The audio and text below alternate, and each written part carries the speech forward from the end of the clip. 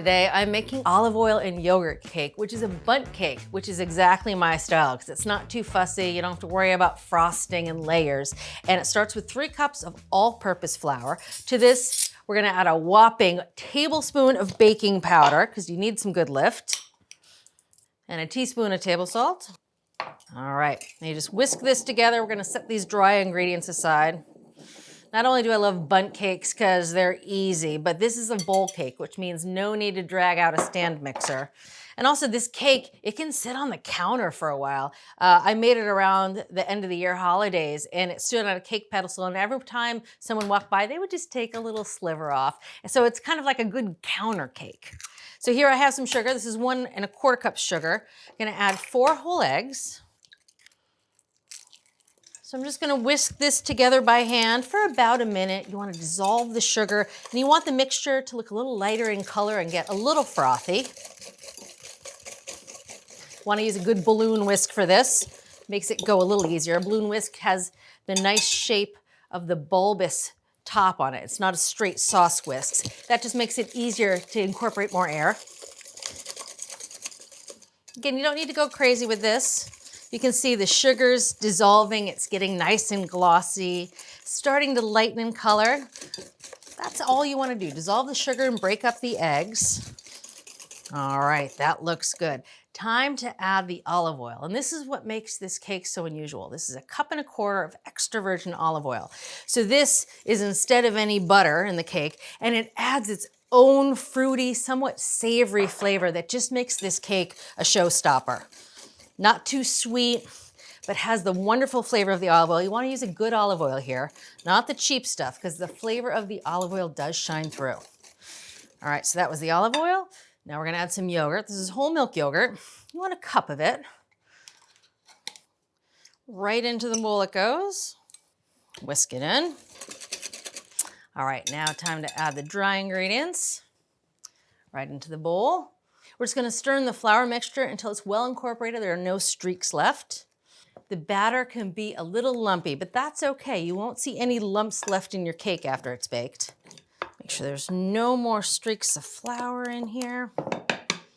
All right, so here's the bundt pan. It's a 12-cup bundt pan, and I greased it thoroughly with vegetable oil spray because the thing about a bundt pan, it's easy. You don't have to frost it, but it has to maintain its shape when you unmold it. So greasing the pan thoroughly is really important. All right, into the pan it goes. Well, you can smell the olive oil. It is such a lovely and welcome flavor in the cake. And I like this cake because it's just not too sweet. So I'm just gonna wipe down the sides of the bundt pan. That way, won't get any burned bits. You want the cake to rise and brown. It's a single unit. And these little bits will burn. Get it off the center post here. I think I actually got it into the hole. That's a new one. All right, that's better. Okay, all cleaned up for the most part. Into a 375-degree oven this goes for about 45 minutes.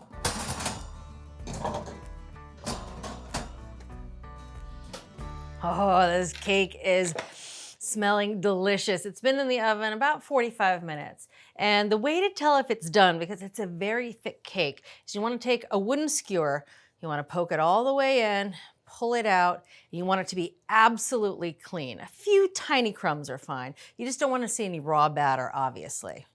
That cake is perfect. All right, we're gonna let this warm cake hang out in the pan for a few minutes, let it set up before we turn it out, which gives us a little time to make the glaze. Now, the thing about a bundt cake, you don't have to frost it, but glazes are easy and they go a long way to adding flavor and gussying up the look of it.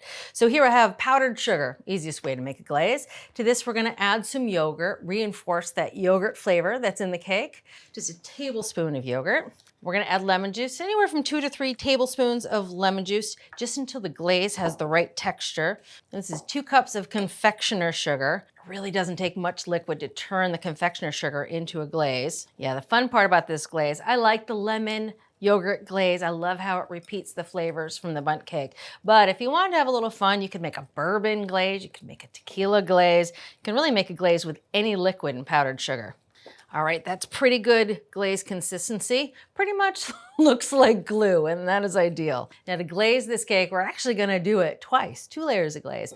Once right away while the cake is warm, then we're gonna let the cake cool for an hour and glaze it again so you get a double glaze. All right, here I'm gonna turn the cake out of the pan.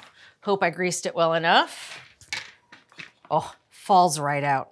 Oh, that is a good bundt cake. Beautiful golden color, and I love how you can see the distinct ridges. All right, time for glazing. Now notice I have the cake on a setup here. It's a wire rack. Under the wire rack is parchment paper. You could use paper towels or something just to catch the extra glaze, make it easier for cleanup. All right, so about half this glaze, we're just gonna drizzle it over the cake. All right, that's half the glaze. We're gonna let this cool, let that glaze set for about an hour, come back, glaze it again, and then you wanna let it cool to room temperature before you start slicing into it, and that can take about 2 hours. All right, it's time for cake. Now remember, this bundt cake got glazed twice. Once right as soon as I turned it out of the pan, then I let it sit for an hour and I glazed it again, and then I let it cool to room temperature, which took about 2 hours. Oh, gonna make myself a nice big slice. Again, I love this cake. It holds well for days. And I like to call it a counter cake. You can just leave it on the counter, put a dome on it, and then, every day around coffee time or tea time, you can take a little slice. Maybe if it's a holiday breakfast, you could have a little slice. I made this around the Christmas holidays, and my mother just fell in love with it. She'd never had an olive oil cake before. And I think she was shocked at the flavor, how tender it is, but how the savory olive oil was lovely with the sugar. Hi, Ziggy. Cake time, huh? Yeah.